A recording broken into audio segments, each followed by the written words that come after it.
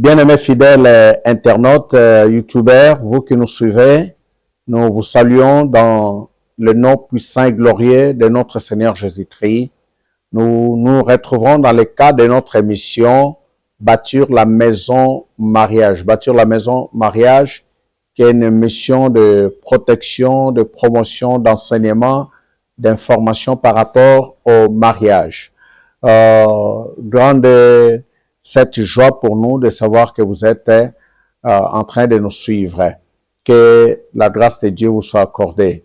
Pour ce numéro, nous allons parler de ce sujet, être au secours de l'autre. Être au secours de l'autre, évidemment, dans le contexte du mariage.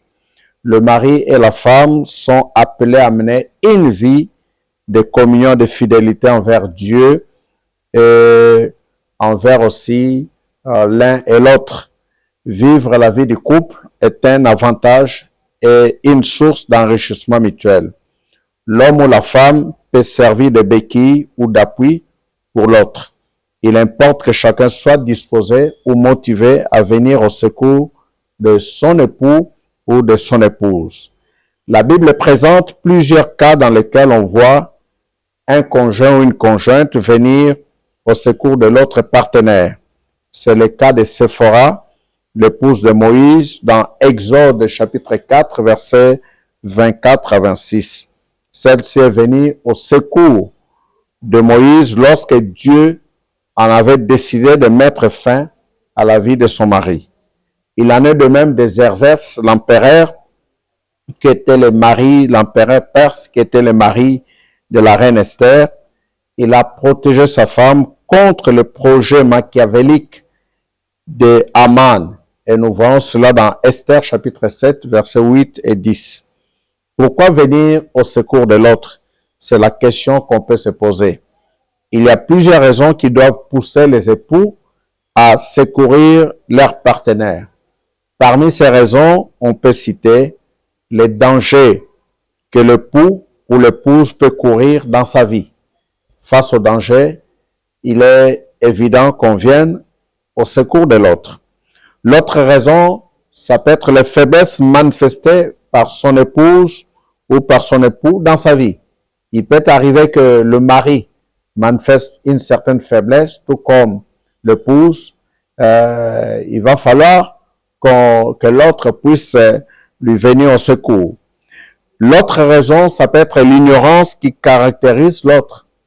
Ça peut arriver que l'homme ou la femme vit dans une certaine ignorance. Or, vous savez même, la Bible dit, mon peuple périt par faute de connaissance. L'ignorance peut amener à la destruction. C'est pourquoi celui qui a la connaissance peut venir au secours de l'autre. Il y a la maladie que l'homme souffre ou que la femme souffre, et ça nécessite à ce que l'autre conjoint puisse apporter une attention soutenue et venir au secours. Peut-être en donnant une orientation, en finançant des soins appropriés qui va aider le mari ou la femme à retrouver sa santé. Ça peut être les difficultés financières auxquelles l'homme ou la femme fait face. Et l'autre est appelé à venir au secours de son mari ou de sa femme lorsque celui-ci ou celle-ci fait face à des difficultés financières. Ça peut être aussi le soutien à accorder aux membres de sa parenté. Ça peut arriver que l'homme n'a pas assez de moyens pour soutenir le membre de sa famille ou la femme n'a pas assez de moyens pour soutenir le membre de sa famille. Mais l'un ou l'autre peut aussi venir au secours parce que tous ils forment une seule et même famille. Ça peut être aussi le manquement sur le plan professionnel ou autre. On sent dans le chef de son mari ou dans le chef de sa femme qu'il a certains manquements sur le plan professionnel ou dans un autre domaine. Le mari, tout comme la femme, peut venir au secours de l'autre. Ça peut être aussi le secours, on peut aussi l'apporter dans le domaine spirituel ou religieux. peut-être que sa manière de croire, sa manière de conseiller les choses, sa manière de déterminer les valeurs n'est pas vraiment juste et l'autre peut lui venir au secours. Et comment venir au secours de son conjoint ou de sa conjointe? Pour venir au secours de son conjoint ou de sa conjointe, il est important d'abord de connaître les domaines dans lesquels on doit intervenir. Parce que lorsqu'on ne connaît pas dans quel domaine on doit intervenir dans sa vie, on ne saura pas l'aider. On ne saura pas l'aider.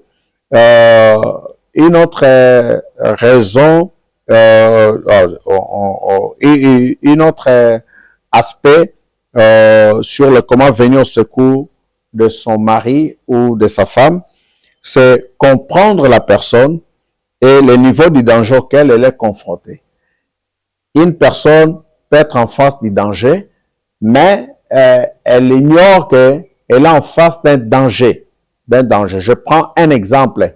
Une femme qui doit nécessairement coucher par césarienne, bon, pour elle, elle s'est dit non, je dois coucher par la voie basse, alors que on a décelé les risques si elle couchait par la voie basse. On peut la comprendre, mais la faire comprendre du danger auquel elle encourt, et c'est comme ça qu'elle peut comprendre la chose et accepter la solution qui a été préconisée. On peut aussi venir au secours de son conjoint, de sa conjointe, l'aidant à devenir conscient par rapport à sa personne et en le faisant participer à la quête de la solution. Vous savez que lorsque nous faisons face à des problèmes, dans chaque problème, chaque problème renferme au moins la solution. Et lorsqu'on est très attentif, on saura trouver la solution par rapport au problème. D'ailleurs, la Bible nous dit dans Ecclésiaste 7,14, au jour du bonheur sois heureux, au jour du malheur réfléchis. Le fait qu'on réfléchit, on peut trouver même la solution qui peut remédier aux problèmes qu'on connaît. On peut le faire aussi en mettant un programme de prière et de partage de la parole de Dieu. Vous savez qu'il y a des réalités spirituelles qu'on peut vivre dans le foyer parce que l'un ou l'autre est réclamé.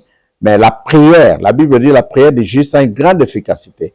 Lorsqu'on se met à prier, lorsqu'on applique ce que la parole de Dieu nous donne comme solution, et on peut facilement aussi venir au secours de l'autre. Et puis, l'autre moyen, c'est en donnant les moyens, si possible.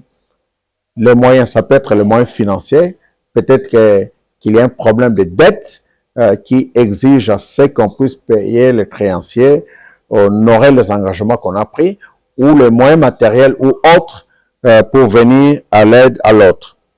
Bien aimé, les conjoints doivent éviter de se laisser aveugler par qui que ce soit ou par quoi que ce soit. C'est le cas d'Aman et de sa femme. Sa femme pouvait aider Aman de la bonne façon. Il a désorienté et c'était le chaos. C'est le cas d'Ananias et Saphira. Soit Ananias pouvait aider Saphira, soit Saphira pouvait aider Ananias pour qu'ils ne prennent pas la mauvaise décision qui a détruit leur vie et en même temps leur foyer.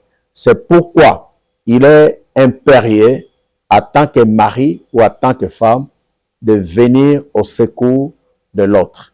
Et quand nous le faisons, Dieu va nous bénir et nous allons continuer notre marche dans le foyer, bien qu'il y aura d'autres obstacles dans l'avenir, mais parce que nous avons déjà vaincu, et cette victoire va nous donner la force d'aller de l'avant.